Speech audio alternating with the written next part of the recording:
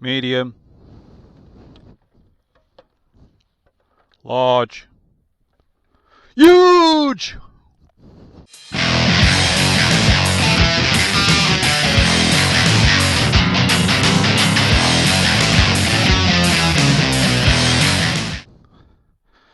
Good morning, Codger Biker here, and today I'm just going to look at this Puig touring screen. Now, as you can see, it's effing massive. This is on its lowest setting, so for comparison, that's the sport screen that comes on the R, and you can see it's twice as big as that. Even if you put it in the higher setting, still massively bigger. This is the screen I generally use, which is my touring screen, which usually is probably up there somewhere, so it's still quite a bit bigger than that. Now, the reason I bought this is in the hope that it might cut down on the wibbly wobbly that you get, but I've realised that the wibbly wobbly is actually probably coming from this mount here, and it's just accentuated by the leverage across there. So actually, the taller the screen you get, the more wibbly wobbly you're going to get, and it's just this mount is not as firm as it should be, in my opinion, such as it's worth. So that's on the low setting at the moment, and riding along in the low setting I can see over the top of it. I don't really like having a screen in front of my eyes. I like to be able to see where I'm going. I can't really comment too much on its perspicuity as a wind diverter, because I've only done a few miles. I did note that it moves as much as the KTM one. It's not so much that these are flexible, which they are, but it's just the bracket moves, I think.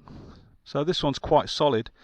A couple of things to note is that if you look on the original KTM one, there's a recess and a rubber grommet goes in there. So it's quite thin where the grommet goes. This one just has a hole, so the grommet doesn't really fit properly. And it holds, because you have to reuse the grommet from here. Also, it has this piece of plastic which comes down the front. Not sure why, whether that's to give a bit more rigidity up the centre of here, I don't know. But I've had Puig screens in the past. I didn't really like them, to be honest.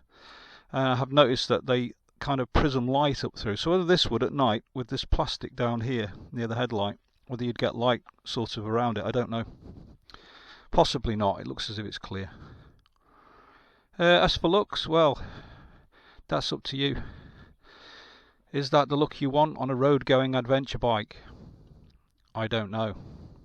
I do prefer the R screen. It's my favourite. Now, the website is a little bit difficult to understand, but I think there's 3 versions of this Puig touring screen, so-called. There's this one. There's one with a permanently fixed spoiler, and there's one with a detachable spoiler. Well, as I've already got a detachable spoiler, I just decided to get the basic one. And also, I was quite sceptical that I'm ever going to, so that would go on there, look, easy enough. Can you see that? Have a look at that. So that will go on there, you know, easily enough if I wanted to, but it just seems to be getting taller and taller and heavier at the top with that on it. So what I'm going to do in a moment is lift that up to its highest setting and then go for a ride with it to give a direct comparison with my usual screen, which is usually on the high setting. So to change it, you simply use a 30 or T30 Torx. Careful not to lose that screw. Put it out for a second. And you can see there's the 2 fittings for the screens, and all the screens you can put them in those 2 settings. So you could have the R screen on either of those, the KTM touring screen on either of those, or in this case the massive Puig. Is it Puig? I don't know. Puig should fit on there. So that's gone on there, and you can see now it's very high up. So I've got a feeling that that will then actually be in my eye line, and you can see that it's going to move. I think I've got that in properly. Morning. So yeah, that's quite mahoosive when it's on there. So I'll take it for a little ride. I'm not going to do anything too serious. It's just really to show you what it looks like on the bike rather than its performance. I do find that you can't really tell with the performance so on a single ride. It takes a few weeks. Also, I'm 5'10" in my boots. I've got the seat on the low setting, so if you're 6 foot and you've got the seat on the high setting, then you're going to be in a totally different place in the airflow to me. So, by the way, before people, you always get it, I told you you should have got yourself a T700, or I told you you should have got yourself a BMW, I told you you should have got yourself a Hogman. No, this is my bike. It fits me. It's great in every respect. I'm just messing about now with customizing it to my sort of taste. Obviously, when you get your bike, whatever it is, you should do the same. But don't impose it on everybody else, man. You know, we've all got our own tastes and things. So to me, that screen looks massive. So I guess it's less about what it looks like and more about its performance. What I would do with that, there's no way I'm going to have that on all the time, but if I've got a long journey to do along motorways, I'd like that to put on for that purpose, and maybe even with the spoiler as well. I'm hoping I don't need a spoiler with that one. So then I've got 5 choices, which is the R screen with spoiler, the KTM touring screen, the KTM touring screen with spoiler, the Puig screen, or the Puig screen with spoiler. That's 6 choices. So really, I mean, how many choices do you need? Let's give it a ride and see what it looks like. Oh, as an update, well, I remember I did mention that when I got this bike, I only got 1 year of KTM rescue, and somebody else sent me a message in the comments. I'm sorry, I can't remember who it was, but I hope you're still subscribed, and said they only got 1 year as well. Well, I spoke to my dealer and they said they'd contact KTM and have it changed, and sure enough, this week a 2-year card arrived. So if you've only got 1 year on your KTM rescue, you need to go back to the dealer or send them an image of your card. They'll contact KTM and you'll get a 2-year card starting from the date you bought the bike. Right, let's have a look. I can just see over the top of this, so it's not, I'm not looking through it, I'm just peering over the top of it. It's making me sit up a bit actually. It's good for my posture because I have very bad posture. Part of being a codger is your spine starts curving as you get older.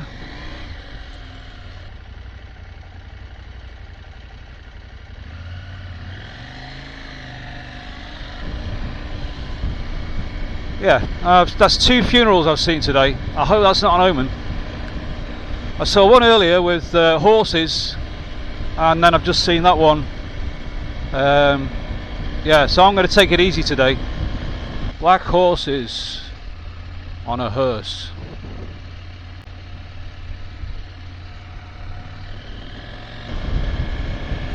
So in terms of the wind, I really can't tell you whether it's any better or any different at the moment. I guess I'll sort of maybe do a further review on it some later time. I'm actually very short for time in the school holidays. I've got to get back. So this is what it looks like from behind, and you can see that it's tall and it is vibrating, but that's not the screen, that's the mount. So any screen is going to vibrate.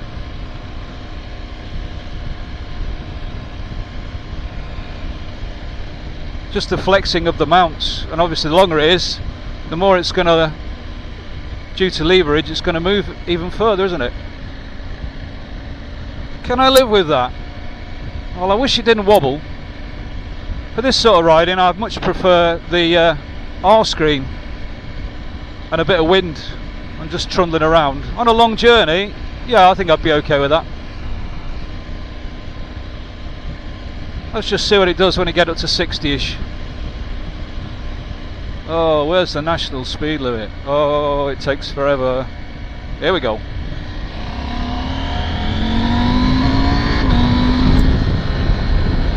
Yeah, I'm getting no wind. Whoa, that's way above my head. There is a little bit of wind around the side through here, I suspect. but where my head is and my helmet, there's nothing. Whoa, that's quite impressive. Yeah, I wish I'd got some motorway to go on. Actually, there's a bit of faster road down here. I'll try that. Now I know they sell some wind deflectors that go on the handguards as well, presumably to get rid of that little bit of a side wind, but it's not turbulent wind, it's just a gentle breeze along the sides through here, which is quite nice, quite pleasant on a hot day. There's no turbulence in it. Yeah, at 5'10", with this Puig touring screen on the high setting, I'm not getting any buffeting at all. I've got a peaked crash helmet on. I am, however, getting this side wind through here, so there's a little bit through there. Say hello to the Mersey wave. Hello, Mersey wave. That's what that is it a sculpture?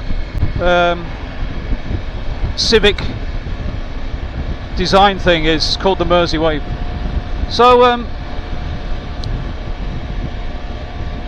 in terms of keeping the wind off your helmet, I'm not getting any, even a brief burst there, but you do get a little bit through the side here, which I guess if you fit those Puig deflectors on the handguards you might get rid of. Personally, I'm not going to fit them. One, I don't like the look of them, and two, it's nice to have some air, otherwise I might as well be in a car.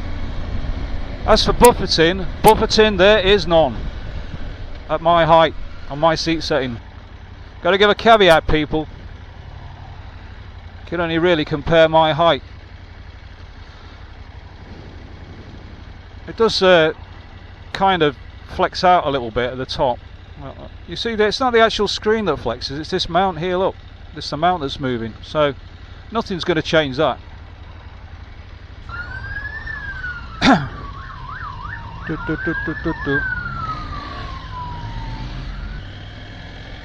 Police bikes. Wish I'd been in the other lane, I could have followed them. So there you have it, folks. That's the Puig touring screen on the high setting. It's not really a test, just first impressions, and my first impressions is there's no buffeting at all with it. Whether you like the look of it, that's another matter. Traffic's mad here, getting caught by a pickup with a pickup on the back of it. That's how bad it is. So, I'm going to head off home. I'll stick this out later. Codger Biker is out. Hope we don't see any more funerals, man. Particularly not my own. Can you see your own funeral?